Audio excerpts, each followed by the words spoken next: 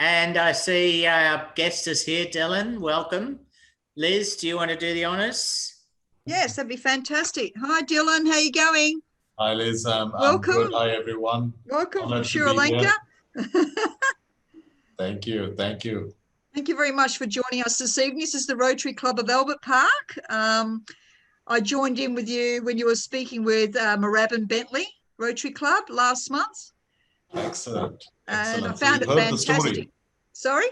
You've heard the story. I heard the story and I thought my club would just love to hear all about your great teas and your family, how you've put it all together and how you actually make the tea and all those leaves. It's just very fascinating. Thank you. So I won't give you too much introduction because you've got lots to say, but welcome to our club. Thank you very much. It's a pleasure. Thank you. Hi, Richard. PowerPoint or anything? I'm sorry? You have a PowerPoint or anything? No, I thought I would just share thoughts and maybe keep it a little casual. That's fine. I just thought I'd do a double check first. Go, it's all yours. Excellent. So maybe I thought maybe I might start by talking a little bit about tea itself and, what gives tea its taste and why my father made his commitment, lifetime commitment to tea. And, the one thing that is so spectacularly unique and beautiful about tea is the fact that every tea, at least in the traditional way that we make it, it's truly a product that is crafted by nature. And if I can explain how that happens, when every morning, starting ideally as soon as possible after dawn, in order that there is no that the metabolism of the tea plant hasn't already begun and might compromise the taste in tea. Therefore, as soon as possible after dawn, we hand pick the tea leaves. And the hand-picked tea leaves then follow a rhythm that was first perfected 5,000 years ago, because tea was first harvested and appreciated as a medicine. And 5,000 years ago in ancient China, it was the physicians in China that went out. It's Emperor Shen Nung, who was known as the herbalist emperor, and how tea has acquired its reputation and its popularity is the fact that Shen Nung, who incidentally was also the person who started traditional Chinese medicine, which prevails even today as a very effective natural medicinal system, he saw the potency in tea. And so it was the physicians in ancient China who picked the tea, they rolled it in their hands because they understood that it was the enzymes or the juices within the leaf and that the necessity to rupture the cell walls. And they also understood that it was a beverage of incredible benefit to human health. And so, of course, at that time, there were many physicians who wrote beautiful poetry about tea. And I mean, it needs much longer than the 15-20 minutes that we have to describe all of that, but it's beautiful. And what is particularly significant is that at that time, when they lacked the ability to analyze tea with the same scientific rigor that we have today, the poetry that Shen Nung wrote, it talked about the psychological impact of tea. He talked about how when you drink tea with the first cup, you feel this wonderful weight lifted off your shoulders. Eventually you come up to the seventh cup, where he talks about how you see Elysium. And all of those, that poetry, when it is interpreted today, can be matched to a specific scientifically proven health benefit. So for example, tea helping because of the ability of tea to enhance the blood flow, to combat cholesterol and so on. Its capillary function is such that you have incredible benefits for human health in protecting against dementia, against stroke, cardiovascular disease, against stress. I mean, stress is a particularly good one. I think that the study, it was a Dutch study, and there was this group that took around 5 cups of tea a day, and the impact of stress or the reduction on the physical stress was something like 51%, which was very compelling. I mean, of course, there's lots out there about health, but it's a natural antioxidants in tea, and that comes from the leaf that offers all of this. But the reason my father came to tea was something significantly beyond, because it was also the fact that in this herb, in this incredibly healthy herb, you also have an incredible variety of taste. And when I talk of the magical influence of nature, it is such that a tea that grows, for example, on Great Western Estate, we have there's a beautiful estate. You have a mountain range on one side, and so on certain parts it is east facing, on certain parts west facing. So the fields that face the rising sun have a significantly different character in their tea, different texture and flavor. You have the parts of the estate where you have more exposure to wind with lighter, brighter, more citrus teas. You have this incredible fingerprint of nature, which means that with one tea plant, which is tea plant essentially is Camellia sinensis, you have teas that vary from the light, bright, fruity teas in, for example, in Norelia at 6,000 feet above sea level, all the way down to the thick, strong, earthy, and slightly chocolatey teas that you have down near Ratnapura, Gaul, etc. So there is also an elevational implication, and again, the fingerprint of nature changing. But the important thing is it's one plant, one method, and how that is expressed in variety and diversity is such that we taste just a few meters from my desk. We taste 10,000 teas each week with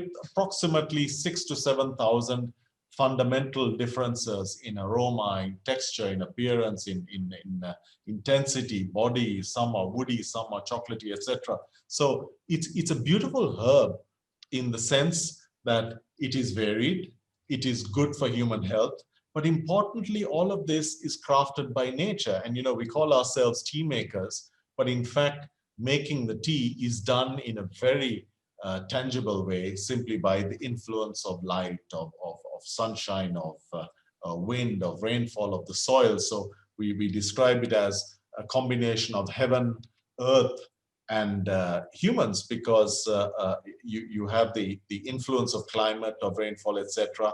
You have the soil, which is very, very significant. If you have loamy soils, you have a certain characteristic, you have certain brightness. You have sandy soils, as we do at sea level, you have something completely different, much, much darker, stronger, more intense teas. And I know you're probably all thinking this sounds a lot like wine, and that is exactly what it is. And you have, tea echoes exactly the same aspect of terroir as in the case of wine, with the exception that here you have one plant. So it's Camellia sinensis. We don't have the varietals that you have in wine, but we have this one variety. So if you take, for example, a tea plant that grows in Norelia. Now in Norelia, you have hints of lychee. You have it's at about 6,000 feet above sea level. It's very cool. It's loamy soils. It has a very large diurnal range, which means the daytime and the nighttime temperatures, it's about 8 degrees varied. And if you take a plant from there, that plant would in Norelia be producing bright, very light, delicate teas, floral, maybe a little grassy, quite, I guess the closest approximation would be a Chardonnay, a light Chardonnay, or perhaps a Sauvignon Blanc. And then if you take the same plant and plant it down by say, one of our coastal town in Gaul, that same plant will produce tea that would be very much an equivalent in terms of its weight on the palate and so on of a Cabernet Sauvignon. So you would have a very fundamental difference from the same variety of tea, which really shows this influence of nature. But beyond that, I think where my father you probably know him. You've probably seen him. I'm sorry, we are keeping him safe at home. So I can show him on my calendar. That's him, and you probably know him from his TV appearances in Australia. What is special and what makes my brother and I feel so privileged to be in this family business is the fact that my father established business as a matter of human service, which means that he decided a long time back, based on our Christian faith, of course, but deciding, look, our business has to have a purpose beyond simply acquisition of profit. So, I mean, it has a strong economic rationale today in the sense that you have a definition of a business creating value in terms of commercial value, but also social value and natural value. And so what we did back then is to ensure that whatever we do, that there is a responsibility with the knowledge we acquire, with the networks we acquire, to use those to help those less privileged in our community. In Australia, of course, you don't see poverty so much, but we have it in our country to a significant extent. And so what we decided then is my father set up his foundation called the MJ Foundation. And what we do is quite simply help change the lives of people, but maintaining their dignity. That means we don't go around showing pictures of people crying and how we help them transform their lives. I mean, that's borderline unethical. Well, it is unethical and it's kind of immoral to an extent.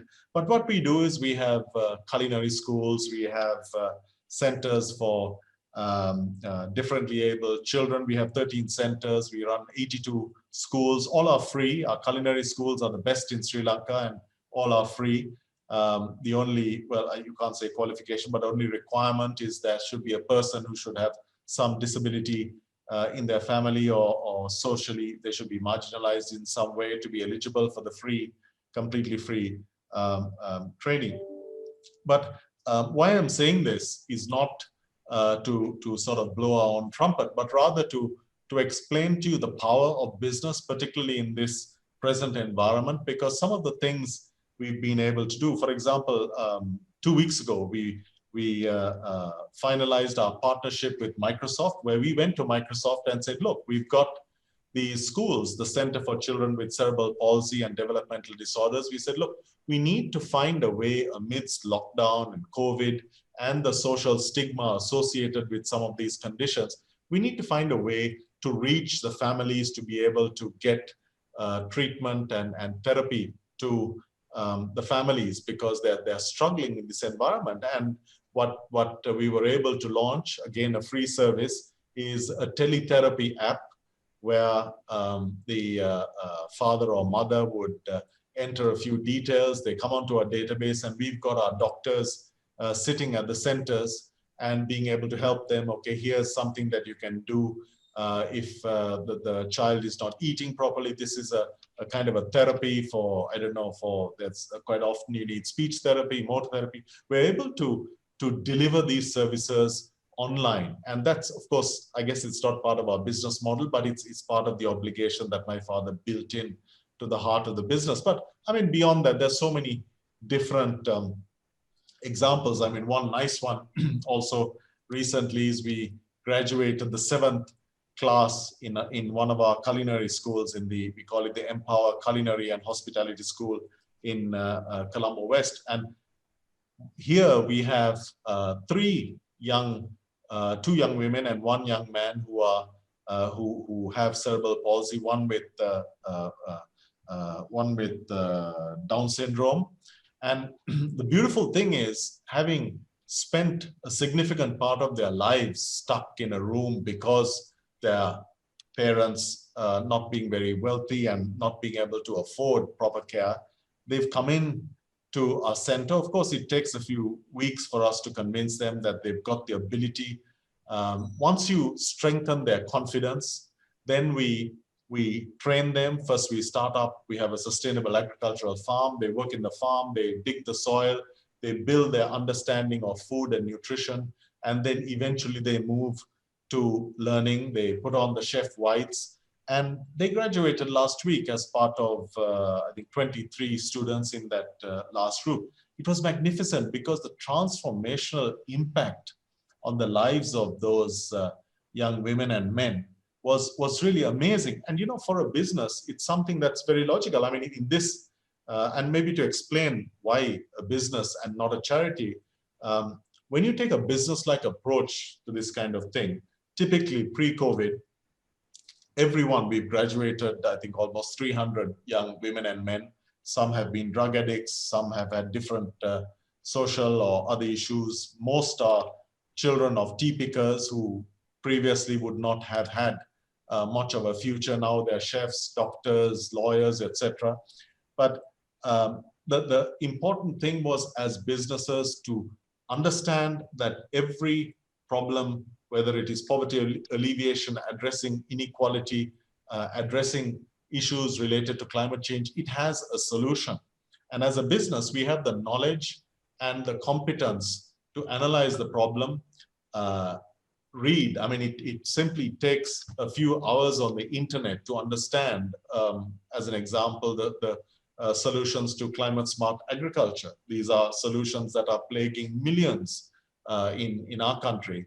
We have farmers who don't understand what's happening. So, you know, reading the 2005 report by Lord Jeffrey Stern, simply it's got in 60 pages, it's got the entire, maybe not the solution, but how to mitigate the worst effects of climate change on agriculture. So like that, understanding that has helped us, for example, in the culinary schools, going back to that example, to help place those kids in work. So as an example, the first thing when you roll up to a hotel, they see a child with cerebral palsy. Oh my gosh, you know, we can't take responsibility. No insurance. So then we talk to the insurance company, say, look, you've got to do this as a matter of civil service, whatever you want to call it.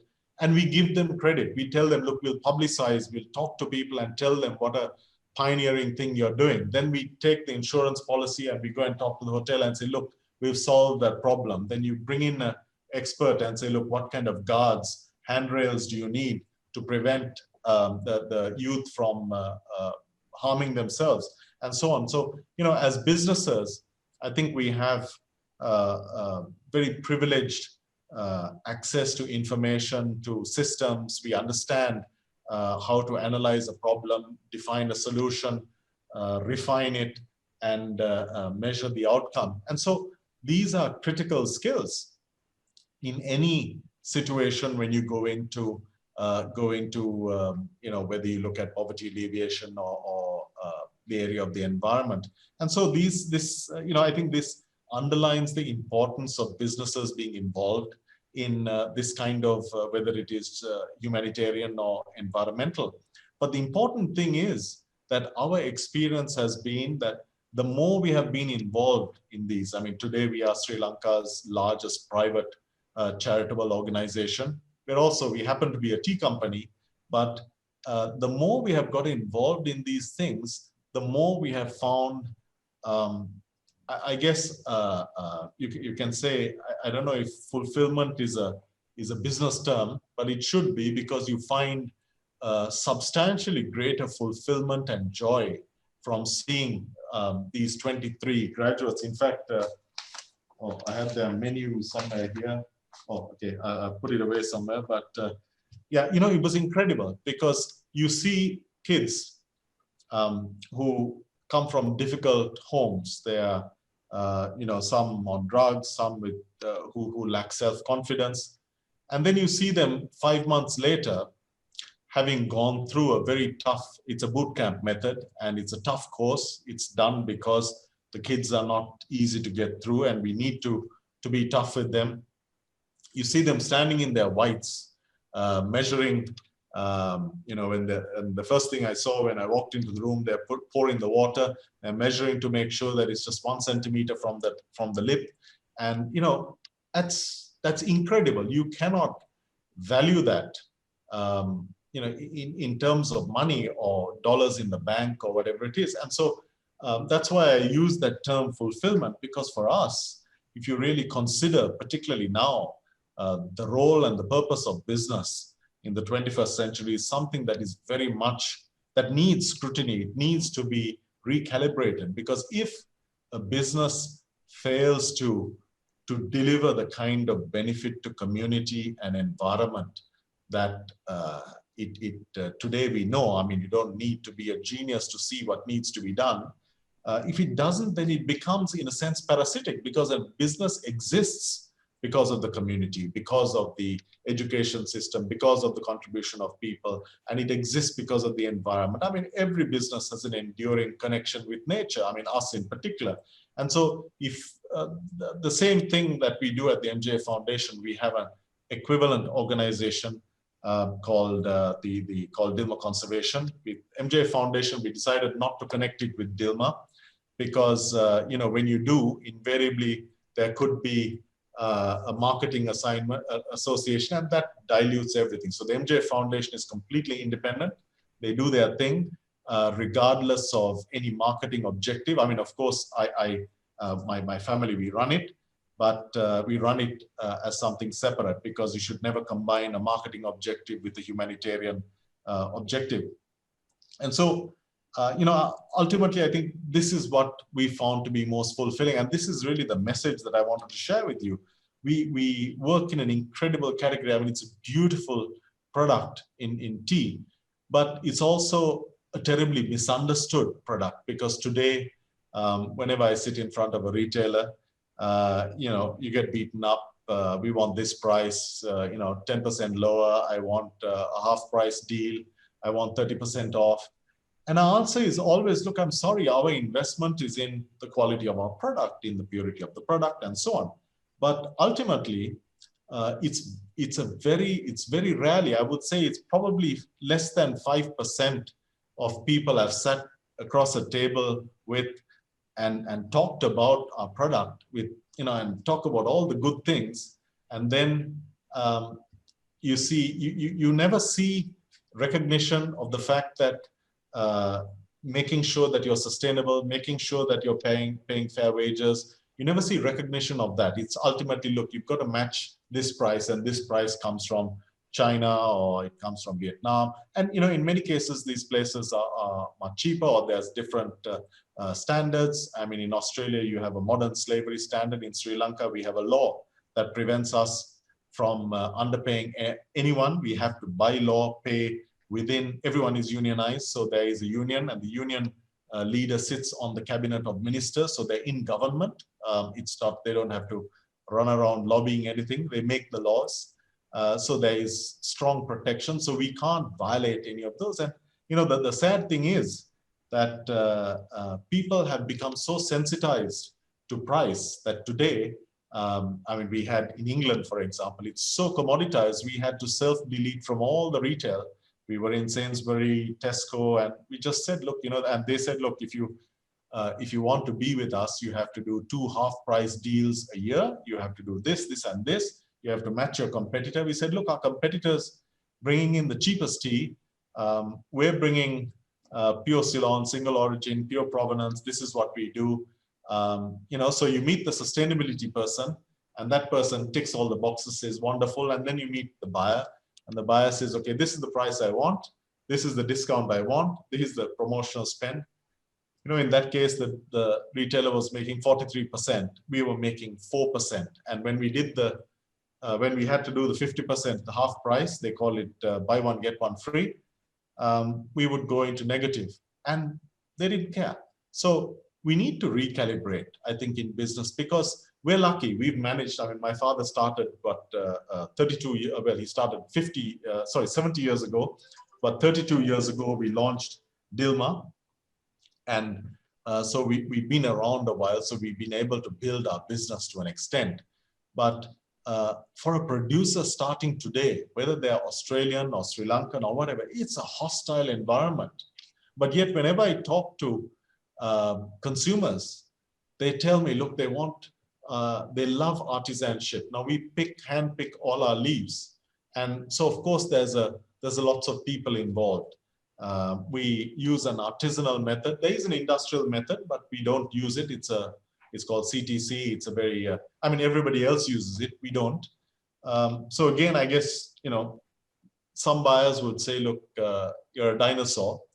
And I guess in a sense we are, but in certain instances, you can't let, you know, you can't let craft, you can't let art, you can't let it just slip away. And ultimately what's happening with this commoditization that we are seeing is that craftsmanship, passion and love for the product is so, I mean, it's being destroyed. It's just, look, give me the price and you're on shelf. If you can't, sorry, I'll see you later. And once you get on, you get sort of beaten up on a half-yearly basis saying, look, I haven't made my budgets. You need to do this, you need to do that. So I guess the purpose of all of this was to share that I believe that after COVID, I'm hoping that we've all learned a lesson. The lesson should be that our global economy was never normal. It was severely abnormal in a sense that there was inequality that was unacceptable. So whilst we are all undergoing isolation and lockdown now, or many of us are, in most cases, you had a third of the world that for whom that kind of thing was normal, simply because of their poverty, their isolation, their lack of water, lack of electricity, whatever it is. So hardship was very much a feature of their day, and it still is. So, you know, in recalibrating, our decision was, look, we need to do more in terms of supporting people, supporting the environment. So we've taken a big hit. Our business obviously has suffered because hospitality is down. I mean, retail is sort of kicking along, but we've decided that we do the biggest ever social spend and significant environmental spend. We are starting a lot of marine coastal things, carbon sequestration, mangrove research facilities, etc. But yeah, I think it's about the purpose of business. Tea is wonderful. It's a beautiful herb. It's incredibly good for you. But unfortunately, it's also becoming commoditized. But really, when people think about what's in your cuppa, then they understand, okay, I would like to have a product of certain quality. So my message is, you know, when you walk into a supermarket, you see lots of red and yellow. Whenever you go into a category, whether it's chocolates or coffee or tea or whatever it is, think a little bit about who's at the other end, because what we find, and you know, I'm sure most producers will not have an opportunity to talk to people like yourselves. What we find is that because when you walk in, you're assaulted by all of these discounts, 50% off, and so on. It's that discount always comes at a cost. Invariably, it's at a cost that is unacceptable to us. We can increase our business probably 8 to 10 times overnight if we start discounting, and if we move away from tradition, and if we move away from the artisanal method, and if we sacrifice our commitment to ethics and environmental sustainability. That's, if we take, I mean, that'll add, I think, in the last few years, we've invested almost 5 billion rupees in all of that kind of thing. That's $4 or $5 million, and that's our commitment. Every year, there's a commitment to doing something different, and it's important to us because, as a family, you're worried, you're concerned not so much about success. Success is important. You need success. But I think what lies beyond is what is most important to us, which is significance. Because once, you know, we all have to accept our mortality, and we have to accept that when we cross over to the other side, that it would be good to be remembered for something more than making money, for actually having had an impact on people's lives, having had an impact on the environment, and made the world a better place. This is the essence of my father's philosophy. And it's what we practice on a daily basis. And it's an obligation that my brother and I have inherited, which our sons and daughters have also been taught, and which I hope they will, well, which I'm sure they will continue in years to come. With that, I mean, that's sort of the heart of it. We normally do a 5-day School of Tea session. I'm not going to go into all of that, but that lasts a lot longer than this. But yeah, I mean, if there are any questions, I'd be happy to answer. But I just need a quick sip of tea, and I'll be ready to answer anything. It's good to see you have it black. Absolutely, no milk, no sugar. That's called Tea wet native Russian to black. Sri Lanka, or is it brought in by the British? Well, tea actually has a bit of a checkered past, Richard, in the sense that it was brought in by the British, and you know, before we were colonized, our kings had a principle that above a certain elevation, there was to be no agriculture, and it was a watershed system where they understood that they should not interfere with nature. It was a beautiful system, and the tea industry has a checkered past because all of those forests were cut down to make way for the tea plantations.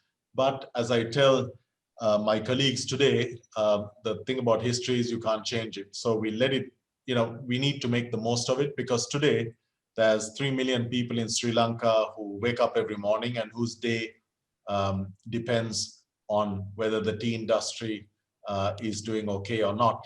And, you know, so we need to take things, accept the reality. So one of the things we're doing because of that environmental impact of a monoculture is we are building biodiversity. We are building agroforestry. So the coastal seagrass project I mentioned, that's underwater. We are planting 400 acres of seagrasses to help with carbon sequestration, to help with the environment. But we're also taking the seagrass and using it as fertilizer in our tea plants. It's really good in that we're using biochar. We pioneered the use of biochar in Sri Lanka for the environment. But we also use something called DVPs, diverse vegetation patches, which actually is a concept that a guy from Tassie designed from the university there, where every 100 meters or so you have a patch of forestry where you break the monoculture and you build a more natural, sustainable ecosystem. Thank you. Anybody else? Any questions? Oh. David? Yes, Dilhan, I was just going to ask, are you, your brother or your father members of Rotary in Sri Lanka, or do you just run as a single family Rotary club by the sounds of it? I am a Rotarian with the Colombo Metropolitan, and in fact, my colleague is a chap, the head of our printing division, Print Care, is a chap you'll know, Ravindran, who was former Rotary International president. He's now, I think, chairman of the Rotary Board of Governors. So we went across to Evanston and saw him in that spectacular Rotary headquarters. What an amazing experience that was. So yes, I'm a Rotarian, my father not, but at the age of 90, I don't know if they'll accept him. My brother isn't either. Well, I have a philosophy that says if you got one in, all in with Rotary. But Rotary, that means you've got the whole family. So, excellent. Well, thank you. So happy that you're part of our club. Thank you. Anybody else have any questions? Dilhan, I've got a short story which you might find amusing, following Richard's comment about milk in your tea. As an avid tea drinker, and when my wife and I were in Spain a couple of years ago, I ordered in my best Spanish tea with milk, so tea con leche, and the waitress asked if I wanted hot, so caliente. I said sí, caliente, and then I waited a minute, and then the tea came, and it was a tall glass of warm milk with a Dilmah tea bag in it. Oh my goodness, that's sacrilege. If I had known, I would have come through the glass there. So there are certain countries around the world where, you know, your marketing people need to, you know, provide some support. Absolutely. Spain is a challenge for us. We have a good trainer there, but it's a challenge because for them it's about coffee and of course the spirits. They love their spirits. But thank you for that. And maybe just on quality assurance, is it true that it's a bit like wine tasting, whereby the tea is at a certain temperature and the testers will swirl it around in their mouth and then spit it out like wine and then go to the next? Is that part of the, have I got that correct in terms of Absolutely, that's exactly what we do. And how we do it is we also have white porcelainware that is of exactly a specified gradient, so that because the first evaluation of tea is on the eye, we look at the brightness, we look at the edge, and then we look at the clarity and the depth, and that gives you approximately 30% understanding of the character of the tea. Then you nose the tea using the infused leaves, and so with that, the appearance and the aroma of that, you have up to a 60% accuracy on the character of the tea, some maybe 70%, and then it's only finally that we taste. And when we taste, we slurp so that you aerate the olfactory bulb, as well as, so you taste with the brain as well as with the tongue. With the tongue, you get again only half of the resolution, but with the brain also, and that's the whole process. Wow, amazing. Oh, I'd like to ask something. What is your favorite tea? Carol, I believe nobody should have a favorite tea. There should be a tea for every occasion. In the mornings, I like a good strong tea, and so I go with, we have a extra strength tea, so I take that first thing in the morning. And usually I put in a bit of fresh ginger into that, sometimes a bit of honey or something. Then around midday, I graduate to Moroccan mint green tea. It's a green tea that we do with mint leaves. And, after lunch, depends what's for lunch. If it's a meat, you do a bit of basic pairing, take a black tea quite strong. If it's, a bit caramelized and so on, it's nice. I mean, I had a grilled chicken a little bit. I have a very unceremonious lunch. I have a plate that's chucked in front of me on my desk, and we quickly eat it up. Then I take a bit of tea, do a bit of pairing, and enjoy it because, tea is an emulsifier. And after, what it does on your palate, it cleanses the palate, but it also does that in your system. So it separates the fat from the good stuff. And so it aids digestion and reduces cholesterol in that way. But it also helps the body to combat diabetes. So it's got a few good things. So having a tea after a meal, in our case, in my case, I take it with a meal. I drink 10, 15 cups sometimes a day. So all the time. Yeah, it sounds like Richard with his wine. I just follow up on what you just said about the emulsifying. Is there a difference if you put when you've got tea with milk in it compared to unmilked tea, I would call it, because I know over there you call it red tea, not black tea. Yeah, because the casein in the milk would certainly would have some impact. But once you've extracted, as long as you brew the tea right, which means you need to have water that is ideally being filtered, like you get these Brita or home filters, activated carbon filters. It takes out excess calcium and so on, which can make a tea really horrible. So if you don't have water that's at a reasonable level of purity, and a pH of around 6.5 or something, and not too much calcium, not too much mineral, because the minerals really mess up a good tea, then you could have a problem. But if you've filtered it and you brew it right, give it 3 minutes, you've extracted the antioxidants. It needs that amount of time for the extraction. And once that happens, you're generally good with the goodness in the tea. The antioxidants are there. But palate cleansing, it does act. But of course, the fats in the milk replace whatever has just been cleansed. But also what it does is it helps the body synthesize sugars, and that's how tea helps protect from diabetes.